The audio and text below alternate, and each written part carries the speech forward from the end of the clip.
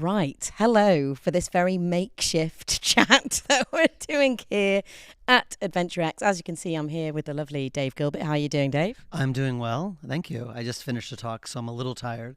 Bear with me in my throat. God, my voice is still shot. Yeah, mine is as well. So sorry about that. We're quite husky here. I mean, first of all, before we get into anything else, how has your Adventure X been?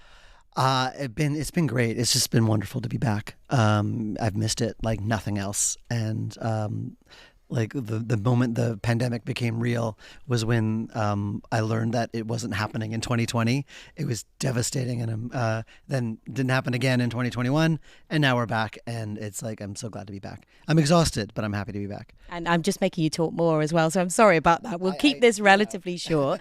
You said as well you're not going to be speaking at Adventure X for a little bit. Well, it's more I have to apply like everybody. Right. Okay. I might not apply next year. I don't know how I kind of was given this special treatment of not only just being given a free slot to speak about whatever I wanted without even having to apply or even tell them what I was speaking about until the last minute, but they gave me the opening slot. I was like the keynote speaker every year for like almost a decade. And I mean, I don't know how that happened. I'm eternally grateful.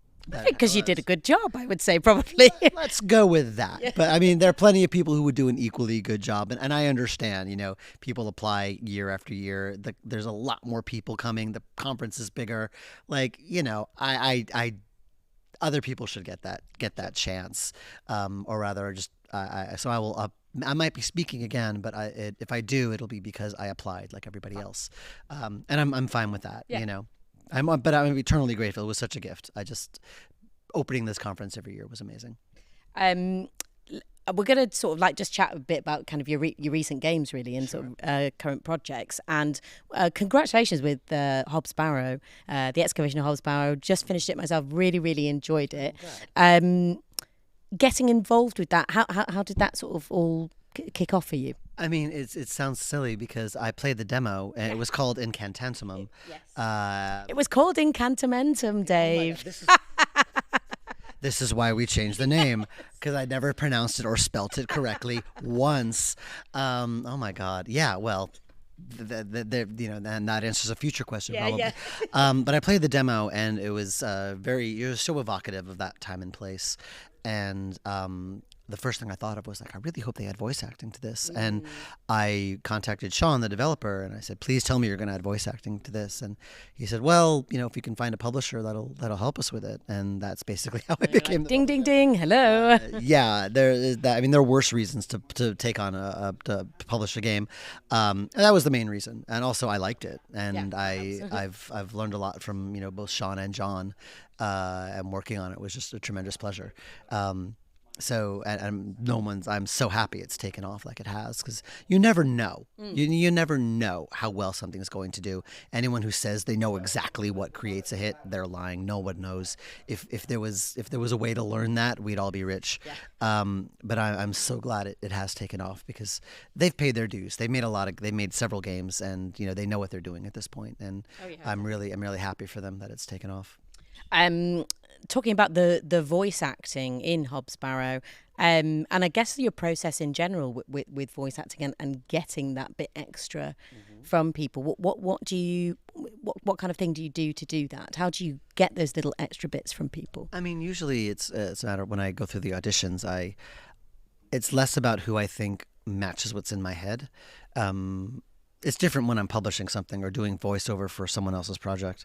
But when it's something of mine, I don't want what's in my head because I'm sick of that. Right. And I want something that surprises me. And if the actor can make interesting choices that kind of make my ears prick up, like during the audition process, then I know that they're someone who can make really good decisions during the actual recording, which means that it enables me to do less work directing them because I can trust them. Within reason. There's guide rails and parameters that's why I'm there directing them. But for the most part, I always try to find people that make interesting choices, because I want someone who will elevate. I don't want a programmable AI. I want someone who can elevate the material. Yeah. And that's what's harder to find. That's the challenge, is finding someone who can take what you've written and make it better than it is. So that's what I'm always hoping for. I think you did find that in Hobbs Barrow, though, definitely. Yeah, I was very happy that I got to work with Sam Bayard. I met her here at Adventure X 5 years ago, and I've always wanted to work with her. I've always known she was brilliant, and I was so happy she auditioned, and I was happy that Sean and John liked her as well. Because especially for a lead role, you want someone there's that element of trust. Yeah. And since she's a friend and I like her, like that trust was there. Yeah. And that helped. So I was going to say, yeah, because you must know quite a lot of it's quite a close-knit group, the sort of voice acting in the adventure games industry now, and that must be a little bit tricky sometimes if you, or maybe it's a good thing, I don't know, in terms of, giving that direction to people who, you're quite friendly with. Sometimes it can be a problem. I know an actress I work with regularly. This game was a bit different because it was a British cast. Right. And I don't normally work with a lot of British people in my games. But it's different when I am close friends with someone. God bless Sally Beaumont if she's listening to this. Yeah, because she's a close friend, and I instantly go into jokey banter mode. Right. She's delivering a serious scene and be like, "Hey, you know what that reminds me of?" And Sally just sort of is like, "Dave, I'm in character," and it's because I am. I'm like, "No, we're working. I have to be serious," and that kind of stuff. So that can be a challenge, but it's not a bad one because they're friends, and that's it's if it's not fun, why would we do it? Well, that's a good point. Yeah. That's a good thing for everything, really. I want it to be fun, That's part of why I like working with these actors because it's fun. We get to play and I get to watch brilliant people work. So this could be the voice acting interview if you let it, just to warn you. I could talk about this. But I'm really interested in that, even though I am losing my voice. So it's not quite. We're not actually actors, so that's okay. It's not us. This isn't our livelihood here. So thank goodness. Yes. I guess your thoughts on the reaction to Hobbs Barrow as well, because it feels like it's blown up quite a lot. Yeah, I mean, I wish I could pinpoint the reasons why. I often heard, maybe is it because of Monkey Island? Do you think? And because it came out just a week after. But the thing is, because the game is doing well, it's easy to say, "Oh, Monkey Island must have helped." But if the game bombed, it would be just as easy to say, "Oh, God, it's Monkey Island wrecked us." If only we had released it at a different time. So I don't know if there's any causality. It could be, it came just before October, and people were looking for horror, spooky games to play. It just hit the zeitgeist at just the right moment. I don't know. There's certain things that are just out of your control. I never know what will be a hit. All I know is that I need to give it the room to become that hit, which is do all the marketing prep and do all the signal boosting and everything that I do for every game, and just hope the signal. All I can do is maintain the signal. I can't create it. If people aren't talking about the game, I can't create it out of nothing. So I see people talking about the game, I retweet it, and then my followers retweet it, or a popular streamer, talks about it, then all our followers talk about it, and it's the snowball effect, and it's just maintaining that signal. That's all I can do. And so I just crossing my fingers and hoping, because I don't really have a marketing budget. I wish I did. But so when something kind of becomes popular, I'm happy. It's a pleasant surprise.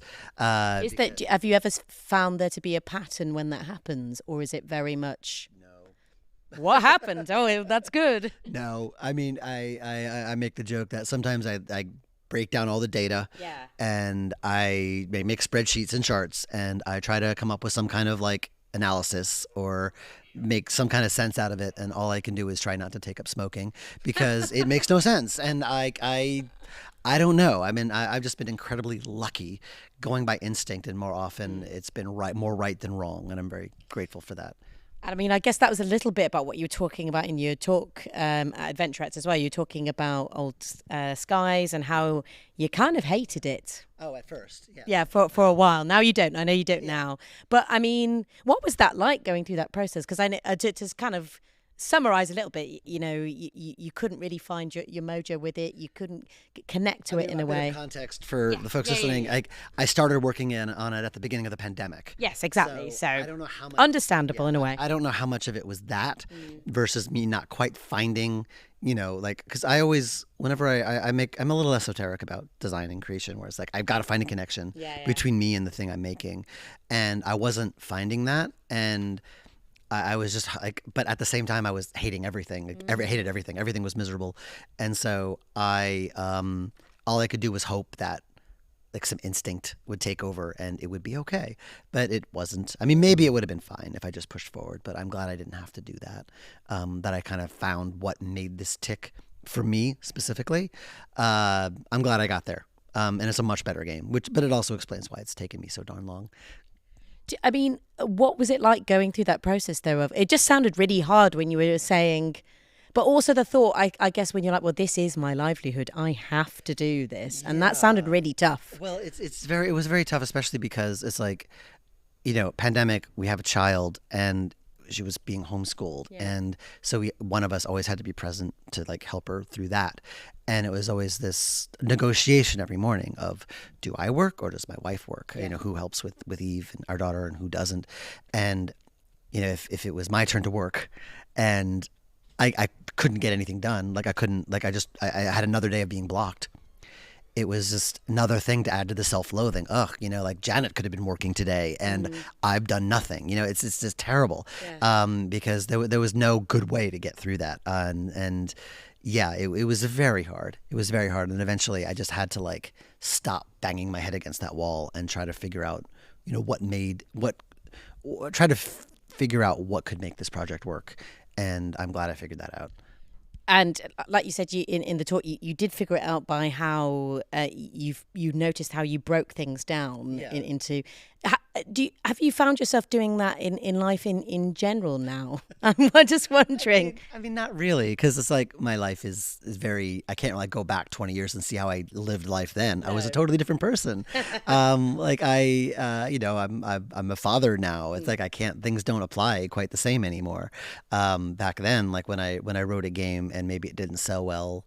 I was a single guy living in a cheap apartment. It didn't matter. Now it's like if things aren't going along like they should, then we have to make a lot of changes in our life. There's a lot more at stake. So things are just very different.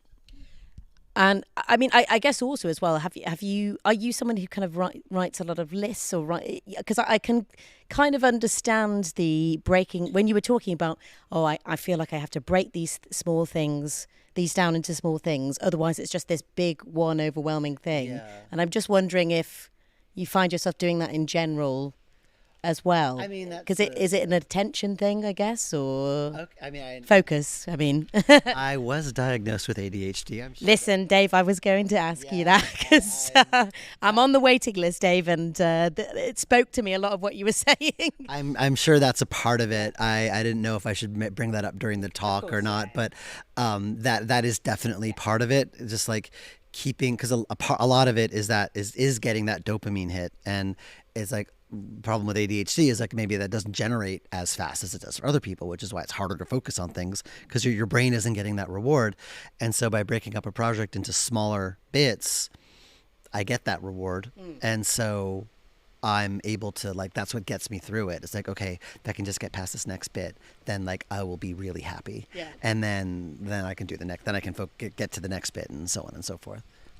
And how is it working on Old Skies now? Give us a view, because it did sound like you said it was a very tricky thing to get out of. How long did it kind of take you to get out of that, and what does it feel like now? What kind of place is it at? Well, I mean, when I first decided, okay, I kind of changed the premise of it, and I wanted to focus on here's this time travel concept, and I kind of just let myself just indulged in stream of consciousness design. Like, okay, like what eras can I go to? What stories can we do? And kind of the epiphany moment for me, which sounds silly.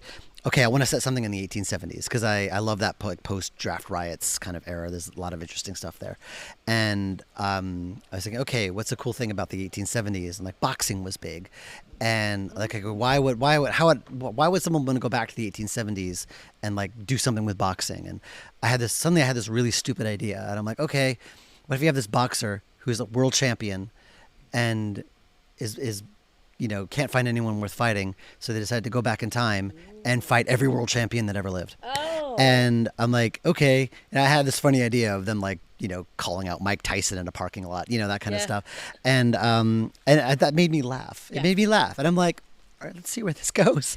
and I just started writing this story. And it turned out like I ended up changing the premise because it is goofy. It is silly. It's not, like the game is a little looser than my others, but I mean, it's a silly idea. So I kind of changed the motivations as I wrote the story, but that got me there. And so like if something is making me smile or making me happy or making me laugh, I'm kind of following that serotonin drip. I'm like, okay, this makes me happy. I'm going to follow it and see where it goes. I'm not going to overthink it because overthinking tends to be always the roadblock. Once I start overthinking something, then I'm like, that's it. I hit a wall and I will spend ages thinking about it. And then I either need to like think of something else or just keep moving because I overthink everything and it's a problem. And I guess are there people in the process that you go to kind of check that your instincts are right, or at what point are you going to the people, or are you pretty much like, hey, I like this, I'm going to go with it and run with it? Well, I mean, game design can be a very solitary thing. Yeah, and often when I write something that I like, I'll say I just have a little design, and I say, hey, what do you think? What are your thoughts about this? Because I feel like every step I want to make sure that like people can follow it and have some kind of emotional connection to it and like it. And then once I kind of get that feedback, I kind of have the self-confidence to move to the next bit where I prototype it and then I put it in front of testers and be like, do you like it? If they like it at that stage, then I know it's going to be even better once the final art is in. And I just kind of iterate that way. And even big companies do that. They test every step of the way because there's nothing worse than like just making something full art assets and you never tested it once. Like, how do you know? Like, I don't know. I know a lot of, so I always make sure to test everything. And I know in the talk you were kind of saying about one of the reasons why there wasn't this connection with Old Skies was you weren't quite sure maybe why you were doing it. Yeah. And so have you figured out why time travel? Why did that? Yeah. Why? Well, I think of it like Blackwell. Like what these ghost stories enabled me to do is kind of like delve into like personal stories and loss and, confronting your past. Yes. And what this does is makes that more literal. Yeah. And like you're literally going back to the past to confront something or change something or just even experience something. And, I kind of, like I said, I follow the serotonin. So it's usually like I try not to be clever. I think the downfall of many time travel stories is like you're trying to be clever and make everything connected. And in the original draft of Old Skies was me trying to be clever. And I think this sounds weird, but I start with a very simple premise and then let cleverness happen. Okay. Like if I have a weird, like, timey-wimey idea that kind of comes to me as I'm writing something, I will include it. But I'm not going to write something with the thought, okay, I'm going to make this clever. Because then it starts to become about being clever rather than just being clever. So like I would sometimes come up with an idea that I really like over the course of writing a story or a chapter in the game. And I think it works much better because it grew organically out of what's already there, as opposed to the cool thing being the reason why I'm writing it. And so that's kind of how I kind of, that also makes me smile. It's like, oh yeah, like that, something just comes to me and I throw it in and it works and there's no greater feeling. And finally, just a bit about Nighthawks and where that's at the moment. Well, that's Richard Cobbett's baby. Yeah. He has been riding up a storm. At least that's what he tells me. I haven't seen it yet. He says that the script will be done by mid-November. So you've heard it here, Richard.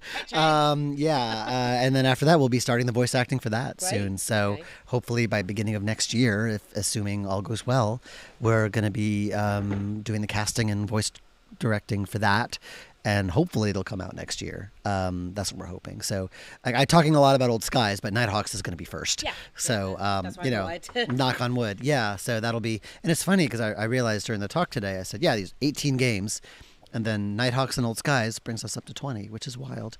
So wow, we've done a lot.